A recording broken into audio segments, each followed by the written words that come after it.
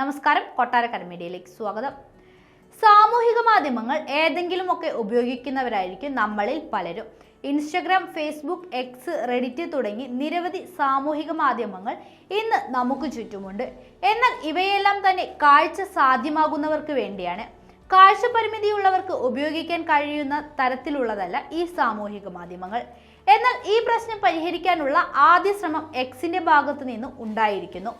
കാഴ്ച വൈകല്യമുള്ള ഉപയോക്താക്കൾക്ക് പങ്കുവയ്ക്കപ്പെടുന്ന ചിത്രം നന്നായി മനസ്സിലാകാൻ സഹായിക്കുന്നതിനാണ് ക്ലിക്ക് ഹിയർ ഫീച്ചർ ഉപയോഗിക്കുന്നത്. കഴിഞ്ഞ മാസം ഒരു ശനിയാഴ്ച മുതലാണ് ഈ പുതിയ ഫീച്ചർ എക്സിൽ ഉപയോഗിച്ചു തുടങ്ങിയത്. തെരഞ്ഞെടുപ്പ് അടുത്തതിനാൽ BJPയും കോൺഗ്രസും AAPയും തങ്ങളുടെ സാമൂഹിക മാധ്യമ പേജിൽ ഈ പുതിയ ഫീച്ചർ ഉപയോഗിച്ചു തുടങ്ങി. എന്നാൽ പലർക്കും ഇതിന്റെ പ്രാധാന്യം വ്യക്തമായിട്ടില്ല എന്നതാണ് യാഥാർത്ഥ്യവും.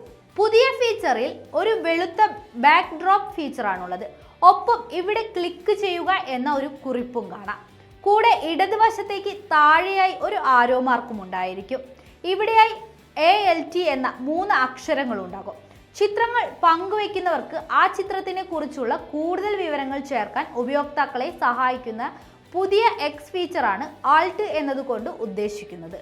പലരും ഇത് വ്യക്തമാകാതെ ചിത്രം പങ്കുവെച്ചുകൊണ്ട് ഇതെന്താണ് എന്ന് ചോദിക്കുന്നു.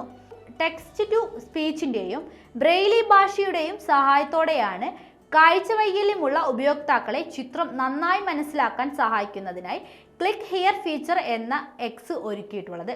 2016 അന്ന് ട്വിറ്റർ എന്നറിയപ്പെട്ടിരുന്ന സാമൂഹിക മാധ്യമം ആൾട്ട് ടെക്സ്റ്റ് ആദ്യമായി പ്രഖ്യാപിക്കുന്നത്. ചിത്രങ്ങൾ താങ്കളുടെ ഏറ്റവും പ്രധാനപ്പെട്ട പങ്കുവയ്ക്കലുകളിൽ ഒന്നാണെന്നും ഇത്തരം ചിത്രങ്ങൾ കാഴ്ച പരിമിതിയുള്ളവർക്ക് കൂടി അനുഭവിക്കുന്നതിനാണ് പുതിയ ഫീച്ചർ എന്നും ട്വിറ്റർ അവകാശപ്പെടുന്നു.